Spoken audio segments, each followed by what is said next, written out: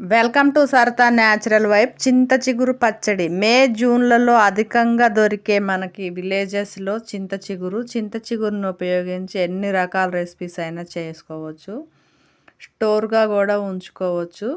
ఎంతో కమ్మగా ఉండే చింత చిగురు పచ్చడి మనకి ఎన్ని రకాల కొత్త మోడల్ వంటకాలు వచ్చినా మనం ఇంట్లో చేసుకునే ట్రెండీ వంటకాల టేస్ట్ వేరే ఉంటుంది.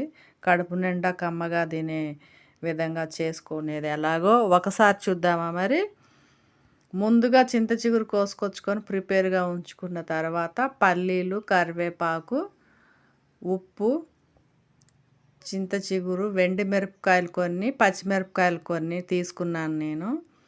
కొంతమంది స్పెషల్గా వెండి మిరపకాయలతో కానీ పచ్చిమిరపకాయలతో కానీ చేస్తారు, కానీ నేను డిఫరెంట్గా అవి కొన్ని ఇవి కొన్ని తీసుకున్నాను. ధనియాలు, జీలకర్ర, మెంతులు, వెల్లుల్లి రెబ్బలు ఇవన్నీ ప్రిపేర్గా ఉంచుకున్న తర్వాత ఆయిల్ హీట్ ఎక్కిన తర్వాత పచ్చిమిరపకాయలు, వెండి మిరపకాయలు అయితే వేసుకోవాలి. కళాయిలో వేసుకొని అవి మగ్గే వరకు అయితే మగ్గించుకోవాలి. కొద్దిగా మగ్గిన తర్వాత జీలకర్ర, ధనియాలు, మెంతులు అయితే వేసుకొని వేయించుకోవాల్సి ఉంటుంది. కరివేపాకు ఇలా అన్నీ వేసుకున్న తర్వాత ఈ విధంగా ఫ్రై చేసుకోవాలి. ఫ్రై చేసుకొని వేరొక బౌల్లోకి మార్చుకోవాలి. తర్వాత అదే కళాయిలో పల్లీలు వేసి వేయించుకోవాలి. పల్లీలు వేగిన తర్వాత ఈ టైప్లో వేగిన తర్వాత పల్లీలు పొట్టు వేరు చేసి పెట్టుకోవాలి.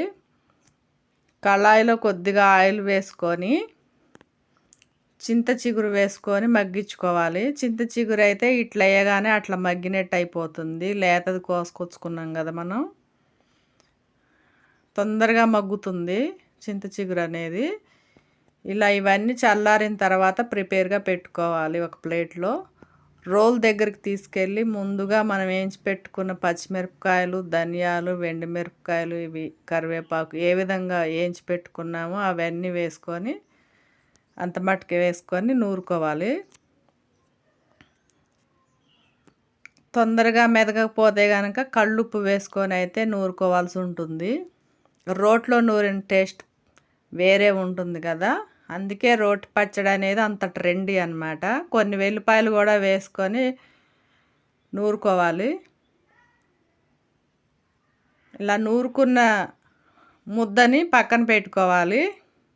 పచ్చిమిరపకాయలు, వెండి మిరపకాయల ముద్దని పక్కన పెట్టుకున్న తర్వాత అదే రోట్లో పల్లీలు వేసి మెత్తగా పొడి కొట్టుకున్న తర్వాత పక్కన పెట్టుకున్న కారం ముద్దని తీసుకొని నూరుకోవాలి. తొందరగా మెదగకపోతే కనుక కొద్దిగా వాటర్ పోసుకోవాలి. ఫాస్ట్గా నూరితే కంట్లో చిందే అవకాశం ఉంటుంది. ఫస్ట్ స్లోగా నూరిన తర్వాత స్పీడ్ చేయాలి. ఇలా చక్కగా ఉంటుంది. ఎందుకో కానీ రోటి టేస్ట్ వేరుగా ఉంటుంది. చాలా ట్రెడిషనల్. ఇలా మెత్తగా నూరుకున్న తర్వాత మనం ఉడికించి పెట్టుకున్న చింత చిగురు అయితే వేసుకోవాలి. కొద్దిగా పసుపు వేసి అయితే ఉడికించుకోవాల్సి ఉంటుంది. చింత చిగురు మంచిగా ఉంటుంది కలర్ఫుల్గా. ఇలా ఫస్ట్ స్లోగా నూరుకుంటూ తర్వాత స్పీడ్గా నూరుకోవాలి.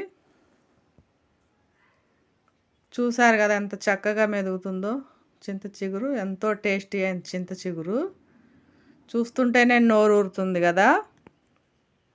ఇప్పుడు మనం తాలింపు వేసుకోవడానికి ప్రిపేర్గా తాలింపు గింజలు, వెండి మిరపకాయలు, వెల్లుల్లి రెబ్బలు, కరివేపాకు ఉంచుకోవాలి ప్రిపేర్గా. హీట్ ఎక్కిన ఆయిల్లో వెండి మిరపకాయలు, తాలింపు గింజలు వేసుకున్న తర్వాత అవి మగ్గిన తర్వాత కరివేపాకు, వెల్లుల్లి రెబ్బలు వేసుకోవడం కూడా మగ్గించుకొని నూరు పెట్టుకున్న చిగురు మిశ్రమాన్ని తాలింపులో వేసుకొని కలుపుకోవాలి. తాలింపు అబ్జర్వ్ అయ్యే వరకు గ్యాస్ని లో ఫ్లేమ్లో ఉంచుకొని 1 నిమిషం పాటు తాలింపు అబ్జర్వ్ అయ్యే వరకు అలాగే మగ్గనిచ్చుకోవాలి. అప్పుడే వారం రోజులైనా స్టోర్గా ఉండి ఎంతో టేస్టీగా ఉంటుంది. వేడి అన్నము, చింత చిగురు పచ్చడి, నెయ్యి, ఎంతో కమ్మనైన ట్రెడిషనల్ చింత చిగురు పచ్చడి. మరి చూశారు కదా అంతరించిపోతున్న మన సాంప్రదాయమైన వంటకాలు.